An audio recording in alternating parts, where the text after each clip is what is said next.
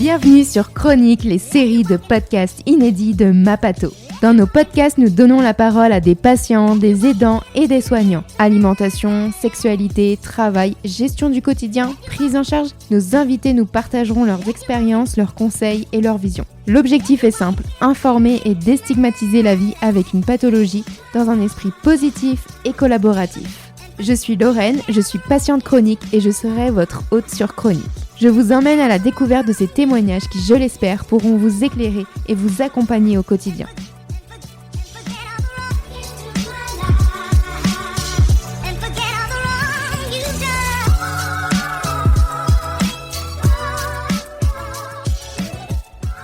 Bienvenue dans cette série de podcasts dédiés au TDAH, rendue possible grâce au site Parlons TDAH. Bienvenue dans le dernier épisode de la saison 3 de Chronique.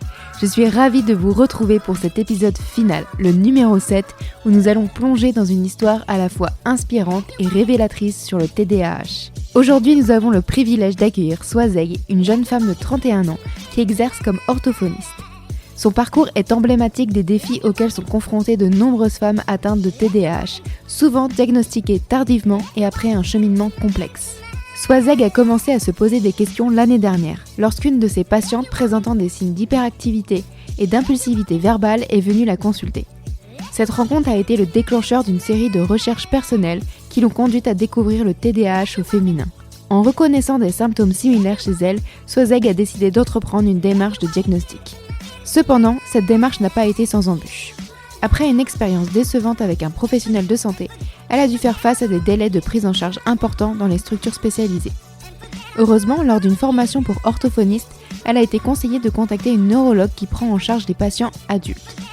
Grâce à cette neurologue, Swazeg a été suivie par une équipe pluridisciplinaire. Dans cet épisode, Swazeg nous parlera du phénomène de compensation qu'elle a mis en place depuis son enfance. Elle nous expliquera comment elle a développé des stratégies quotidiennes pour accomplir des tâches, que ce soit dans sa vie professionnelle ou personnelle. Swazeg nous confiera également son combat contre les troubles du comportement alimentaire, TCA, une comorbidité fréquente du TDAH chez les femmes. Pendant 10 ans, elle a lutté contre ces troubles, un sujet encore tabou dans notre société, malgré le fait qu'une adolescente sur 4 en soit affectée. Cette discussion mettra en lumière l'importance du diagnostic précoce du TDAH pour éviter de tels impacts. Elle évoquera aussi l'adaptation de son environnement pour gérer sa fatigue chronique en allégeant son emploi du temps et en aménageant à la fois son temps professionnel et social. Nous parlerons de l'hyperactivité mentale et motrice ainsi que des difficultés générées par l'inattention comme l'oubli de rendez-vous et les implications sur sa crédibilité. Rejoignez-nous pour cette conversation sincère et instructive avec Swazeg qui nous offre un aperçu précieux des défis d'une vie avec le TDAH. Je vous souhaite une excellente écoute à toutes et à tous. Bienvenue Swazeg sur Chronique, le podcast de Mapato. Je suis ravie de t'avoir aujourd'hui. On va aborder donc le TDAH et la première question c'est de te présenter. Donc est-ce que tu peux nous parler un peu de toi ? Oui, bien sûr. Déjà, merci de m'inviter. C'est super important, je trouve, comme sujet. Et de sensibiliser les gens, c'est vraiment important. Donc, je m'appelle Swazeg, j'ai 31 ans et je suis orthophoniste. Super. Aujourd'hui, on va aborder le TDAH au féminin. Donc, je voudrais aussi te poser la question de comment tu as été diagnostiquée du TDAH, à quel âge et comment ça s'est passé pour toi ? Écoute, le diagnostic, il a été tardif et je l'ai trouvé compliqué. Voilà. Moi, j'ai commencé à me poser des questions tardivement l'année dernière. Voilà, j'ai rencontré une petite patiente que je prenais en charge et puis je me suis posé des questions sur son comportement. Elle était hyperactive, elle avait de l'impulsivité verbale et c'est vrai qu'au cours de mes études, on m'avait beaucoup parlé du TDAH, mais on avançait beaucoup ce côté hyperactif, du coup, chez le jeune garçon. Ok. Et moins cette impulsivité verbale ou alors l'inattention, c'était moins mis en avant, donc j'avais pas fait de lien éventuel avec ma manière de fonctionner. Mais quand elle est venue, j'ai voulu l'aider au mieux, la comprendre au mieux, donc j'ai cherché un petit peu des informations sur internet et j'ai découvert le TDAH au féminin. Voilà, et je pense que ça a résonné avec mon expérience personnelle et c'est là où je me suis posé des questions et où je me suis dit: «Hey, une démarche diagnostique, ça serait peut-être bien». Donc j'ai commencé à essayer de trouver des professionnels et heureusement mon médecin traitant, il est très ouvert d'esprit et il m'a écoutée. Il a été vraiment bienveillant et il m'a dit: «Allez, on fait une ordonnance et on voit où ça nous mène». Super. Ouais, donc il m'a vraiment, conseillé un psychiatre. Par contre, l'expérience s'est pas bien passée du tout. C'est-à-dire, c'est un psychiatre qui ne croyait pas au TDAH et qui m'a en fait, diagnostiqué cyclotimique. Donc je le juge pas du tout, je pense qu'il s'est basé sur son système de connaissances et voilà. Mais j'en suis sortie vraiment retournée et sans réponse, puis en plus avec enfin vraiment avec plein de questions. Enfin vraiment, je lui ai dit: «Mais je comprends pas parce que moi j'ai des patients, ils sont diagnostiqués, ils sont traités et ça se passe mieux pour eux. Donc comment vous expliquez ça?» Et il m'a pas vraiment apporté de réponse. Il m'a proposé des anxiolytiques pour lesquels, enfin j'étais pas venue chercher ça. Donc heu, donc voilà et je suis sortie, je me suis dit: «Bon OK, retour à la case départ. Il faut que je trouve quelqu'un d'autre». Et là, j'ai commencé à appeler des structures à Paris qui m'ont dit: «Bah, on est sectorisé, donc on peut pas vous prendre parce que vous êtes dans le Finistère. Ou alors le diagnostic, c'est en 2027. On a trop de monde». D'accord. Bon, et j'étais à une formation, d'orthophoniste et là, on m'a parlé d'une professionnelle, une neurologue qui prenait en charge des patients adultes et je me suis dit: «Allez, je tente ma chance» et donc je l'ai appelée et pour le coup, vraiment, j'ai eu la chance d'être prise en charge et là, il y a eu toute une équipe pluridisciplinaire qui m'a prise en soin. Donc on a commencé la démarche clinique, j'ai eu les questionnaires. Donc on a rempli la DIVA, je sais pas si c'est un questionnaire que tu connais? Je veux bien que tu l'expliques parce que je pense qu'il y a des personnes qui vont écouter le podcast qui ne connaissent pas. Ouais, donc c'est un questionnaire, hein, qui reprend, la triade symptomatique du TDAH. Donc impulsivité, hyperactivité et puis, inattention et en gros, il y a vraiment beaucoup, beaucoup, beaucoup de questions, beaucoup de critères et ça se base sur l'enfance et la vie adulte actuelle. Donc c'est hyper important de faire le regard parce que dans les critères du DSM-5, c'est le dictionnaire des pathologies mentales, que tout le monde prend en référence pour diagnostiquer les troubles neurodéveloppementaux, dont le TDAH du coup. On se base là-dessus. Donc ça reprend tous ces critères-là et il faut vraiment remplir, avec soin ce questionnaire-là et ça permet de comprendre, la vie du patient, la vie passée et actuelle, donc la problématique. Et on a rempli ça et on s'est rendu compte qu'il y avait des signes. Par contre, ce qui gênait la neurologue, c'est que j'en avais pas trop pendant l'enfance. D'accord. Donc voilà, fameux moyen de compensation. Mais en tout cas, on est arrivé à, un diagnostic, que j'ai eu du coup l'année dernière et qui, je pense, a changé ma vie. Voilà. Dans ce que tu dis, c'est que c'était pas forcément visible durant l'enfance.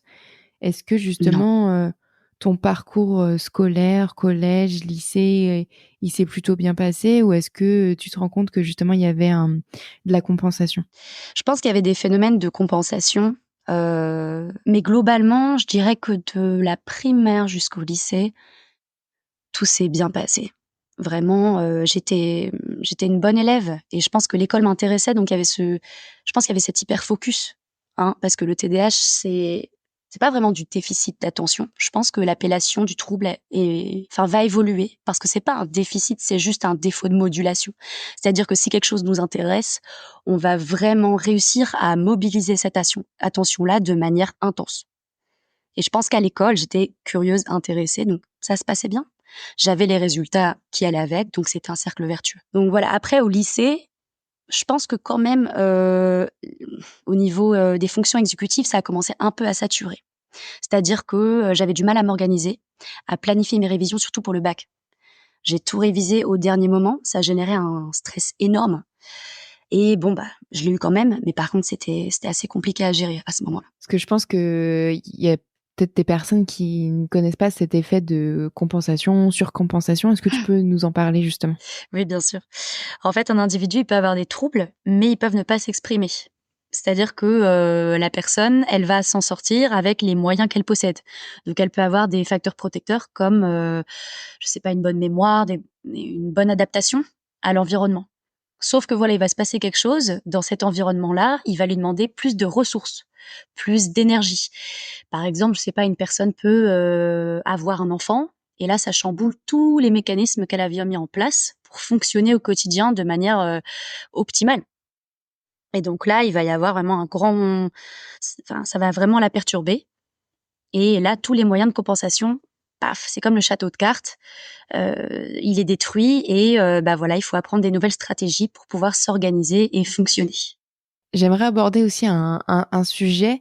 On sait que le TDAH, justement, au féminin, entraîne, par exemple, des troubles du comportement alimentaire, de plus d'anxiété ou d'angoisse. Justement, est-ce que toi, tu as vécu des troubles du comportement alimentaire? Oui, j'ai eu pas mal de comorbidités avec mon TDAH, hein, que j'ai encore, par exemple, l'anxiété. Les TDAH, pardon, les troubles du comportement alimentaire. Par contre, ça, c'est terminé heureusement, hein.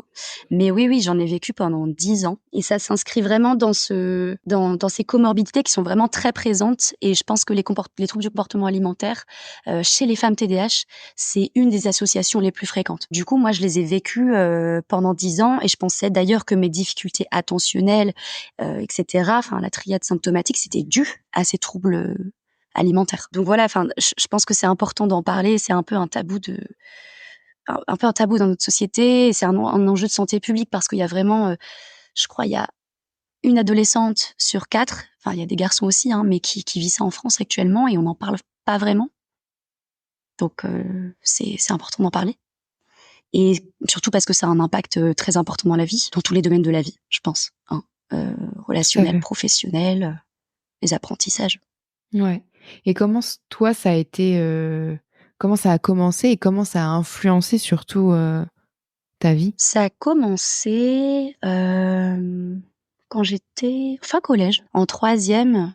Je pense qu'il y avait un terreau anxieux avec, un terreau familial aussi et une personnalité très perfectionniste qui fait que ça a fait émerger ces troubles-là. Voilà. Je pense que c'est pour ça que c'est survenu et donc voilà, un besoin de contrôle sur, un quotidien qui, je pense, me dépassait. Voilà et ça a eu des impacts sur, mes apprentissages, hein, parce que, physiquement, j'étais très fatiguée, tout le temps, hein, l'anorexie et puis, la boulimie, ça fatigue énormément. Voilà, on se dénutrit, hein, donc forcément au niveau, capacité mentale et ben, les capacités, elles s'amoindrissent. Donc on n'est pas vraiment fonctionnel au quotidien et puis l'impact que ça a eu, je trouve aussi et qui est très important de montrer, c'est l'impact, relationnel. C'est-à-dire que, les troubles du comportement alimentaire, bah, c'est les troubles du comportement et du coup, c'est aussi considéré comme une addiction. C'est-à-dire que, quand on est boulimique, par exemple, on va aller chercher sa substance qui nous fait du bien et cette substance-là, c'est la nourriture. Donc, plutôt que de sortir avec ses amis, plutôt que, d'aller voir sa famille et de vivre les moments en étant disponible, eh ben, on va penser à la nourriture. Voilà. Donc ça nous rend pas disponibles et je pense que ça nous fait manquer des moments de vie, assez importants. Ça génère une sorte de culpabilité aussi, hein. Donc c'est un cercle pas du tout vertueux et en ça, ça a été, assez douloureux à vivre, cette décennie de troubles du comportement alimentaire. Tu as cherché, justement des personnes pour t'aider justement à sortir des TCA ou pas? Pas moi, parce que je pense que j'avais pas les ressources pour le faire. Par contre, ma famille, surtout ma mère, a cherché, quelle stratégie adopter à la maison, quel professionnel, hein, spécifique aller voir et donc on a trouvé, un hôpital de jour. Donc j'ai été hospitalisée, là-bas. On a trouvé des groupes de parole que moi j'ai continué à faire, pendant mes études supérieures, heu et ça m'a beaucoup aidée. Par contre, il y a pas eu de lien qui a été fait entre éventuellement troubles du comportement alimentaire et TDAH.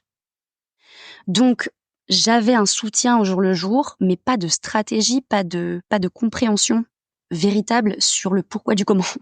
Ouais, je comprends. Mmh. Voilà. Si les mots avaient été posés justement sur TDAH à l'époque, tu aurais peut-être, mieux compris comment tu fonctionnais et comment justement tu pouvais être plus sensible, au TSA, à l'anxiété, aux angoisses? Ben je pense parce que quand je vois, le bénéfice que m'apporte le diagnostic du TDAH, hem, je pense que ça m'aurait aidée vraiment précocement sur le développement, hein, de l'anxiété, et des troubles du comportement alimentaire. En fait, je pense que le TDAH, c'est un trouble qui est pas grave de base, mais par contre, si on le prend pas en charge précocement, l'évolution, elle peut l'être. Et c'est en ça que le diagnostic précoce, il est hyper important dans ce trouble neurodéveloppemental. Parce que, on veut éviter, hein, tout ce genre de choses. C'est que j'ai fait une formation récemment et qui disait que 25% de la population carcérale est TDAH. Et du coup, c'est des gens qui n'ont pas été pris en charge et qui ont des évolutions avec des troubles des conduites, donc les fameux troubles du comportement qui sont une comorbidité associée, qui est tout le temps là en fait, à 80% dans le TDAH. Donc c'est énorme, c'est un enjeu de santé publique là. Donc oui, je pense que le diagnostic précoce m'aurait sûrement évité des troubles du comportement et de l'anxiété. Après, on peut pas refaire le monde, mais je pense que j'aurais été plus feng shui, ouais, si j'avais été diagnostiquée précocement. Et justement, est-ce que tu as des, comment dire, est-ce que tu mets en place des choses, parce qu'on sait que quand on a un terrain justement addictif, on sait qu'on peut retomber justement dans ces travers, j'ai envie de dire entre guillemets, mais est-ce que tu as des choses que tu mets en place? Est-ce qu'il y a des choses que tu as mis en place, des routines qui toi, ils t'aident au quotidien justement avec ça? Pas vraiment. En fait, c'est surtout le diagnostic du TDAH qui m'a fait réaliser la dysrégulation émotionnelle, qui du coup a un impact sur les comportements addictifs. Voilà, quand on se sent anxieux, angoissé, on va chercher à adopter un comportement, peu importe qu'il soit fonctionnel, dysfonctionnel, mais on va essayer d'adopter un comportement qui va permettre de nous apaiser et de nous réguler. Et je pense que j'ai compris ce mode de fonctionnement grâce à la TCC, thérapie cognitivo-comportementale, et que cette méthode-là, elle me permet de comprendre des schémas de pensée qui génèrent des comportements dysfonctionnels au quotidien. Et ça préserve de l'anxiété et des troubles du comportement. Donc je pense que c'est vraiment quelque chose qui actuellement est indispensable dans ma vie pour comprendre mes schémas de fonctionnement et éviter d'aller dans des cercles pas vertueux. Et ça m'aide aussi à gérer la dysrégulation émotionnelle du TDAH. Et donc voilà mes stratégies pour me réguler émotionnellement. Est-ce que tu peux nous parler justement de la TCC? Comment ça se passe, qui la pratique et comment justement les séances se passent? Ouais, bien sûr. La TCC, du coup, c'est thérapie cognitivo-comportementale et généralement, c'est les psychologues qui la pratiquent. Ils sont formés à cette méthode et le but, c'est une prise de conscience. Donc comme je disais tout à l'heure, c'est une prise de conscience de schémas de pensée qui font qu'on va se comporter d'une manière, mais qui nous fait souffrir. Et le but, c'est d'éradiquer ce mauvais comportement pour le remplacer par un autre qui, lui, est fonctionnel. Donc en ça, c'est vraiment hyper important pour le confort de vie, pour s'auto-analyser, pour marquer des temps d'arrêt dans sa vie et savoir, bah voilà, je ressens ça, j'analyse mes émotions et là maintenant, qu'est-ce que je peux mettre en place pour me réguler et pour que ça se passe bien, surtout pour moi, pour mes proches, pour mes projets. Donc c'est vraiment indispensable et ça s'inscrit vraiment, je pense, dans le TDAH. Alors, il y a pas de Enfin, il y a eu des recherches pour essayer de prouver que la TCC fonctionne vraiment pour la population TDAH. Il n'y a pas eu vraiment de résultats. Il y en a eu pour les adultes qui étaient médicamentés avec la TCC et là, ça a montré des effets. Donc je pense que vraiment, c'est un outil assez indispensable pour les adultes TDAH. C'est important de se Ouais, dire aussi qu'on a besoin aussi d'aide, d'être accompagné sur certains sujets, donc c'est indispensable. chouette. Mmh. Mmh mh. Aujourd'hui, toi, tu es orthophoniste, c'est ça? Ouais, c'est ça. Est-ce que tu peux nous parler un peu des défis que tu as rencontrés dans tes études et justement dans ta pratique professionnelle avec le TDAH? Ouais, ça c'est la grosse période, hein. C'est vraiment là où les symptômes, ils ont explosé. Parce que qui dit études supérieures dit, bye bye, le logement, familial et du coup les moyens compensatoires pour fonctionner au quotidien. C'est ça. Donc c'est, bonjour la nouvelle ville, bonjour l'autonomie, l'appartement, les premières charges financières, les premières charges administratives, en plus des études, donc des cours magistraux, de des stages, des révisions et ça, là, vraiment, ça a été, un peu l'effondrement. Donc comme je t'expliquais tout à l'heure, j'ai eu l'impression que ça, c'était corrélé à mes troubles du comportement alimentaire. Comme j'étais constamment fatiguée et cetera, je me disais: «Bah, en fait, c'est ça le problème». Sauf que vraiment, en cours d'études, je me suis comparée aux autres et à leur mode de fonctionnement. Je me disais: «Mais pourquoi elles arrivent à étudier de manière, régulière, avec passion, mais tout le temps et pas moi?» Je comprends pas là, il y a un truc qui se passe pas bien. Et donc en gros, moi j'avais vraiment des difficultés à réviser de manière régulière. Je faisais tout à la dernière minute. J'étais la seule de la promo qui passait ses examens au rattrapage à chaque fois. C'est-à-dire que j'avais besoin de ce défi. C'est-à-dire que soit tu passes, soit ça casse.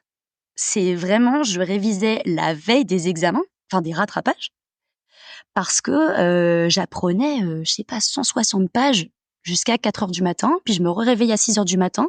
Là, je révisais tout en hyper focus, et ensuite j'allais aux examens. Et c'était éreintant, épuisant. Pour la confiance en soi, c'était n'importe quoi. C'est Donc ça. ça, c'était difficile à gérer, tu vois. Et dans la journée, par exemple, fallait aux cours magistraux, il y avait 4 heures, il y avait un bloc de 4 heures, il fallait rester attentif. C'était une petite promo, donc on pouvait pas vraiment bouger, faire trop de pauses. Et là, c'était assez l'enfer. C'est-à-dire que soit j'avais mon ordinateur, donc j'allais chercher tout et n'importe quoi qui n'avait rien à voir avec le sujet du cours, voilà, pour me stimuler en fait, hein, c'est vraiment ça, Exactement. intellectuellement. Soit je partais faire l'école buissonnière et dessiner dans un parc parce que j'avais besoin de prendre l'air, parce que c'était trop, en fait. C'était pas du désintérêt. J'adorais mes études, j'adore mon métier. Mais juste rester assise pendant autant de temps dans la journée, c'était insurmontable.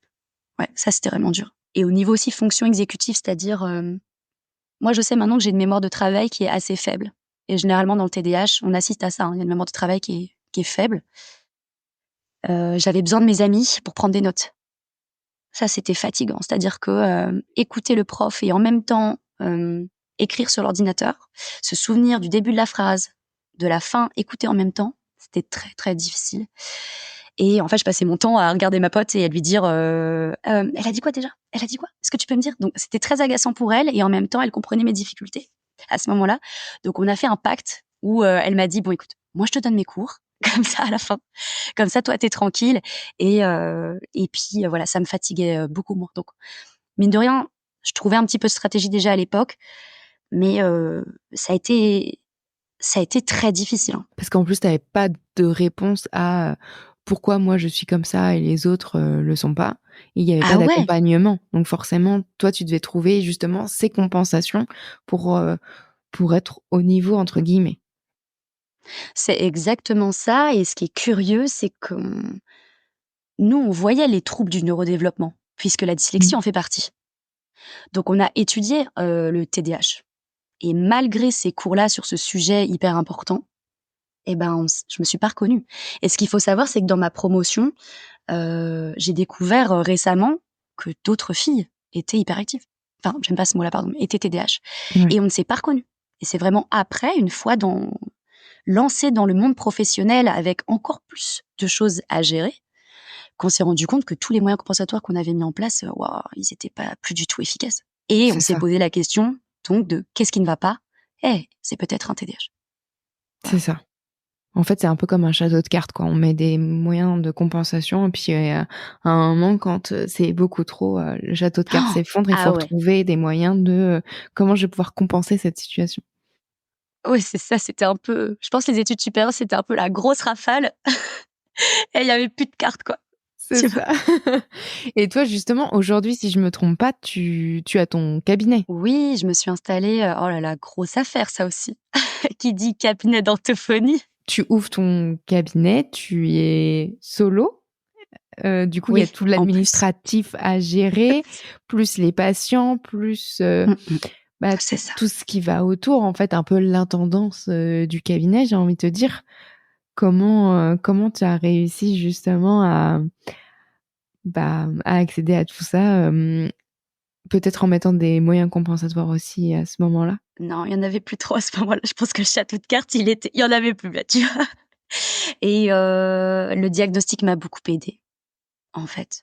Parce que je me demandais vraiment ce qui se passait. Je me disais: «Mais c'est pas possible d'oublier des patients, de mettre 2 patients en même temps». Enfin voilà, il y avait beaucoup de choses dysfonctionnelles. Même l'administratif, les deadlines pas respectées, la procrastination, tout ce genre de choses, m'ont fait vraiment réfléchir et m'ont fait me dire: «Mais là, il faut trouver des solutions. C'est pas possible, tu pas fonctionnel». Et puis en plus, ça nous fait nous remettre en question. On se dit: «Mais est-ce que du coup, on est à sa place? Est-ce que c'est le métier qu'il nous faut?» Alors que c'est pas ça la question au fond quand on sait qu'on est TDAH. C'est pas que les études sont pas adaptées pour toi, c'est pas que t'es pas dans le bon chemin. C'est juste que tu as besoin d'aide. Donc vraiment, le diagnostic, il m'a vraiment aidée. Et au quotidien, là, en ce moment, j'essaie de trouver des outils organisationnels. Voilà. Ok.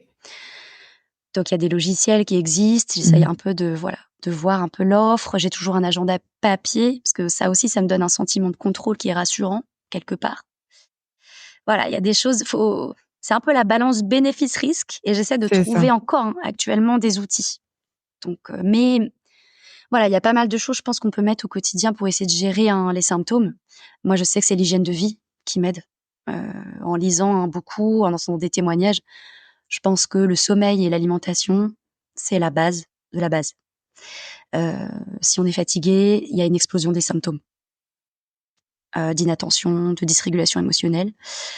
L'alimentation, pareil. Je sais que je fais du sport aussi et du yoga. Ça me permet de ralentir. Et c'est aussi un peu ce travail préalable à... Enfin, je m'observe beaucoup, en fait. Je prends le temps de m'auto-observer et donc de réguler. Et ces pratiques-là m'aident beaucoup à ça. Et surtout, j'adapte mon environnement. Ça, c'est vraiment une chose importante que j'ai comprise. C'est-à-dire que moi, j'ai une fatigue chronique assez importante due au TDAH Ouais. au quotidien. Et donc, ce que je fais, c'est que j'allège mon emploi du temps. Là, je me suis rendu compte que j'ai un certain seuil de passion à ne pas dépasser. Sinon, je me sens débordée, mentalement et physiquement. Donc, j'aménage mon temps professionnel, j'aménage mon temps social aussi à l'extérieur. Je sais que, voilà, c'est un peu cette métaphore des cuillères. Je sais qu'au début de la journée, j'en ai Exactement. tant. Et en fait, si je fais telle activité, ça va me coûter tant de cuillères. Et à la fin, je veux pas être en déficit, moi, à la fin de la journée. Donc, c'est vraiment ce travail constant, et je pense que ça s'arrête jamais. Il faut toujours s'adapter et trouver des ressources pour continuer à pouvoir le faire. Voilà. Et je pense qu'il faut parler aussi du traitement. Hein, c'est important pour les adultes. C'est quand même ce qu'on donne. Enfin, j'ai lu dans la littérature, hein, c'est pas moi qui le dis, mais c'est quand même le traitement de première intention qui, moi, en tout cas, m'a permis de me réguler au niveau fatigue, au niveau charge mentale, qui m'a permis d'être plus vigilante au travail et donc d'avoir moins de fatigue aussi. Et ça m'a permis de mettre en place des routines et de me stabiliser un minimum. Voilà. Donc, je pense vraiment que le traitement, il m'aide beaucoup en ça. Il est temporaire, je le sais, mais il m'aide beaucoup. Non, c'est bien aussi d'avoir des alternatives et de se dire, justement, que les personnes qui viennent d'avoir un diagnostic ou qui sont en cours de diagnostic, il y a des solutions. Il y a des choses qui Il existent. y a des solutions, il y en a plein. C'est hyper important de le dire. Vraiment, il y a plein d'outils. Il faut pas hésiter à aller sur les réseaux sociaux. Évidemment, il faut prendre du recul, mais par contre, on a de plus en plus de podcasts, on a de plus en plus de pages dédiées, de professionnels de la santé qui s'y mettent. Donc, ne pas hésiter à aller regarder et à aller piocher ce qui pourrait convaincre, même si on n'est pas diagnostiqué, peut-être commencer déjà à mettre en place des stratégies si on sent qu'on est dysfonctionnel au quotidien. Tout à l'heure, tu parlais aussi de l'hyperactivité et de l'inattention. Moi, je voulais savoir justement si c'était des choses aussi qui te touchaient et si tu avais mis des choses, des stratégies en place pour le gérer. Oui, c'est des choses qui m'ont touchée et qui me touchent toujours. On va commencer par l'hyperactivité. L'hyperactivité, elle est mentale et motrice. Je sais que petite, ça faisait partie quand même des symptômes. C'est-à-dire qu'en classe, j'étais très bonne élève. Par contre, ma mère m'a toujours dit qu'en rentrant à la maison, c'était la tornade. On m'appelait Zébulon. Donc ça, je pense que c'est important de le dire quand on est une femme dans l'anamnèse, c'est-à-dire dans l'échange avec le praticien qui fait la démarche diagnostique. C'est qu'il y a toujours des petits indices ou par exemple des bavardages. J'avais beaucoup de bavardages dans mes carnets scolaires. Il y avait beaucoup de bavardages sur des choses. Donc vraiment hyperactivité, impulsivité verbale, ça c'était très fréquent. Et aussi, j'ai toujours eu beaucoup de hobbies. Beaucoup, beaucoup, beaucoup. Et c'est-à-dire que voilà, j'entame un nouveau hobby, je suis passionnée. Mais c'est vraiment ce cliché de j'achète tout sur le sujet, je lis tout sur le sujet. Et une fois que j'ai l'impression d'avoir satisfait ce besoin de découverte, hop, je passe à autre chose. Ça, c'est quelque chose qui me posait un peu problème. Je culpabilisais beaucoup parce qu'on me disait oh là là, tu as des lubies, donc on me prenait pas forcément au sérieux. Mais c'est une méthode d'apprentissage comme une autre, je pense. Ça, c'est quelque chose que j'ai vraiment envie de véhiculer aux autres. c'est pas grave. Enfin, vraiment, on apprend sur plein de sujets, petit à petit, et puis c'est des cycles, c'est-à-dire qu'on peut y revenir. Donc cette hyperactivité-là, je pense que je la transforme aujourd'hui en quelque chose de très gratifiant. Voilà, et elle me stimule au quotidien, vraiment dans mes hobbies surtout. Voilà. Après, l'hyperactivité mentale, ça, j'apprends à la gérer.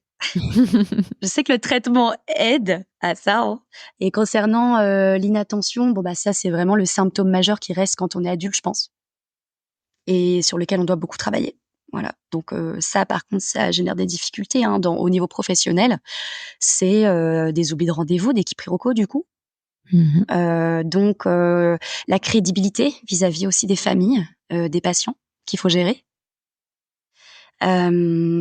Au niveau personnel, c'est la gestion de la maison. C'est-à-dire que moi, je peux partir et laisser ma porte d'entrée ouverte toute la journée. Alors, heureusement, j'habite une ville où il y a pas beaucoup de cambrioleurs. Donc, en fait, je suis rentrée chez moi et heureusement, il y avait tout en place. Mais il y a ça peut être des choses assez dangereuses aussi qui alimentent l'anxiété. C'est-à-dire que je peux allumer des bougies et en fait, je vais me coucher et le lendemain, elle est encore allumée. J'oublie mon poulet dans le four. Le lendemain, je me réveille, il est cramé, le four est allumé, il y a la fumée partout donc voilà, ça crée un peu de l'hypervigilance qui est clairement inconfortable au quotidien. C'est-à-dire je pense qu'en plus, il y a des gens qui vont développer des TOC par rapport à ça. Et regarder constamment s'ils ont éteint les plaques, s'ils ont bien fermé la porte. Et ça, c'est assez anxiogène, hein. L'impression de pas pouvoir se faire confiance. Voilà. Donc voilà, l'inattention, elle est très, très, très, très présente. Donc j'essaie de la gérer au mieux. C'est Voilà. ça, on trouve des stratégies à mettre en place pour Exact. que Et ce il en soit existe beaucoup plein. plus souple, j'ai envie de dire, pour l'esprit aussi. Oui, c'est ça, voilà. Et puis les routines sont très importantes, je pense. C'est quelque chose qui est... En fait, c'est ça qui est paradoxal, c'est que c'est dur à maintenir dans le temps, mais par contre, c'est indispensable pour nous. Donc voilà, ne pas se flageller si on n'a pas respecté sa routine, mais hop, la remettre en place, parce que sinon, hop, c'est vite le chaos. C'est-à-dire que moi, je sais que très vite à la maison, ça devient pas feng shui. Voilà, donc au niveau ménage, il faut vraiment que je me booste pour essayer de conserver cette hygiène de vie. Voilà. Au moins, tu les connais maintenant et tu sais que C'est quand ça ça. commence à être un peu plus brouillon dans toi, il faut que justement remettre en place la routine. Exactement. Je voulais aussi parler d'un sujet parce que quand on avait échangé toutes les deux, tu m'avais parlé du programme Barclay. Je voulais que tu nous expliques un peu justement ce programme, ce que ça implique et ce qui t'a motivé à le faire. Eh ben, j'ai entendu parler de ce programme parce que j'ai de plus en plus de demandes de patients TDAH qui ont un trouble spécifique des apprentissages du langage écrit, hein, parce que c'est une comorbidité très fréquente. Ça aussi, je voulais le dire, c'est que c'est 40%. Donc, c'est énorme. Et sauf que voilà, ces enfants TDAH-là, ils viennent dans mon cabinet et il y en a beaucoup qui sont pas disponibles pour la prise en soins orthophoniques. C'est-à-dire qu'il faut hiérarchiser les priorités. C'est des enfants qui viennent, qui ont des difficultés à faire leurs devoirs, à s'autoréguler. Et voilà, il y a des tensions à la maison avec la famille. Donc, moi, je peux pas appliquer ma méthode orthophoniste avec ces enfants-là de prime abord. Parce que je donne, moi, des choses à faire à la maison et qu'en fait, si les devoirs, c'est déjà compliqué, ça va être chaotique pour l'orthophonie. Donc, il faut apprendre à gérer ça d'abord. Et je me suis dit, le programme Barclay, ça peut être en première intention ce qu'il y a à traiter chez l'enfant, enfin, traiter les troubles du comportement chez l'enfant. Et ensuite, du coup, l'enfant, une fois qu'il se sera autonomisé à ce niveau-là, il pourra suivre la prise en soins orthophonique. Voilà. Donc, je me suis renseignée et la méthode Barclay, donc Barclay, c'est un psychiatre, c'est Russell Barclay, un psychiatre qui existe toujours, qui fait plein de conférences d'ailleurs et de recherches sur le TDAH. C'est intéressant d'aller voir. Et il a développé cette méthode-là, qui est une méthode qui a fait ses preuves dans la littérature scientifique. Hein, c'est pour les enfants, c'est un des traitements non médicamenteux qui marche bien pour les familles, pour gérer les troubles du comportement. Donc les crises de colère, les crises à l'extérieur, la gestion des devoirs. Voilà, ça marche. Et en gros, c'est de la psychoéducation. Donc les familles viennent sans les enfants. C'est vraiment les parents qui viennent en séance. C'est un programme de 10 séances environ, avec des thématiques particulières. Donc d'abord, on leur apprend ce que c'est le trouble. Ils en deviennent experts, donc ils peuvent comprendre leur enfant. Et ensuite, ils apprennent les outils qui permettent de gérer tous les troubles d'inattention, d'impulsivité, d'hyperactivité. de gestion des émotions et les troubles du comportement. Voilà. Ok. Donc c'est hyper intéressant et je pense que c'est indispensable dans certaines situations. Mais justement, comment on fait si on veut accéder au programme Barclay? Est-ce qu'il y a un site internet? Est-ce qu'il faut s'inscrire quelque part? Oui, on peut trouver plein de formateurs sur internet maintenant. Il y a plein d'organismes de formation qui proposent cette méthode Barclay. Ok. Donc voilà, moyennant un certain coût, on peut s'inscrire et devenir professionnel Barclay. Et ben pour terminer cet épisode, j'aimerais savoir justement quel message tu aimerais faire passer aux personnes qui, comme toi, peuvent avoir un trouble du comportement alimentaire ou un TDAH et non diagnostiqué. Ben, je pense que je leur conseillerais de se faire aider. Parce que dans le TDAH, on n'a pas forcément, comme je disais tout à l'heure, les ressources personnelles pour le faire. Donc déjà en parler, c'est le premier pas. Voilà, pas rester seul dans son silence avec ses difficultés du quotidien et en parler pour essayer de trouver des ressources ou faire trouver des ressources par une personne repère et ne pas hésiter à chercher des ressources sur internet. Légitimer aussi ses difficultés, ça c'est important. Voilà, c'est-à-dire que il y a d'autres personnes aussi qui ressentent ça, qui vivent ça au quotidien. Donc c'est important de se légitimer, de se mettre en lien et surtout aussi avec des professionnels formés. Voilà, ça va être aussi mon conseil. Trouver des gens formés, des professionnels de la santé formés pour faire les liens et pour avoir une prise en charge la plus efficace possible et au plus proche des difficultés de l'individu. Et puis pour poursuivre un peu sur le parcours que tu as eu, toi, c'est de se dire que si on a une mauvaise expérience, ne pas hésiter à aller voir une autre personne, ne pas s'arrêter là. Oui. Faut pas s'arrêter à un premier diagnostic si on n'est pas d'accord, si on se rend compte que la personne elle nous a pas écouté, c'est important d'aller voir une autre personne. Ouais, c'est ça exactement et surtout parce que voilà, le thème de ce podcast, c'est aussi le TDAH au féminin et je pense que j'aimerais vraiment m'adresser à cette population-là en particulier, c'est-à-dire que si vous êtes diagnostiquée anxieuse, mais que voilà, peut-être le traitement ne fonctionne pas ou la psychothérapie ne fonctionne pas, il y a peut-être quelque chose d'autre à aller chercher. Voilà. Et en ça, il y a Vie de TDAH, c'est un médecin généraliste, je crois, qui fait une chaîne sur YouTube. Il a aussi sa page sur Instagram, pardon.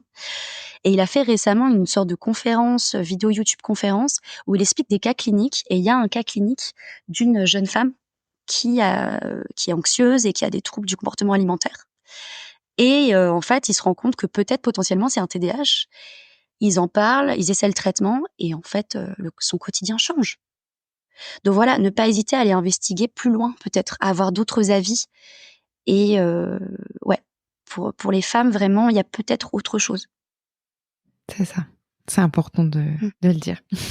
Ouais, c'est primordial.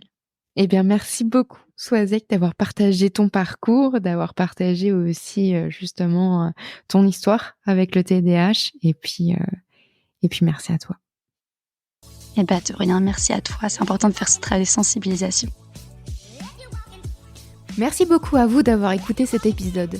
Vous ne faites pas encore partie de la communauté Mapato ? Rien de plus simple pour la rejoindre. Rendez-vous sur mapato.com, mapatho.com, ou bien téléchargez notre application gratuitement sur Apple Store et Play Store. C'est pratique, rapide, gratuit, alors foncez. Pour soutenir le podcast Chronique, laissez 5 étoiles sur Apple Podcast et un joli commentaire sur votre plateforme de podcast préférée. Un grand merci à vous et à la semaine prochaine pour un nouvel épisode.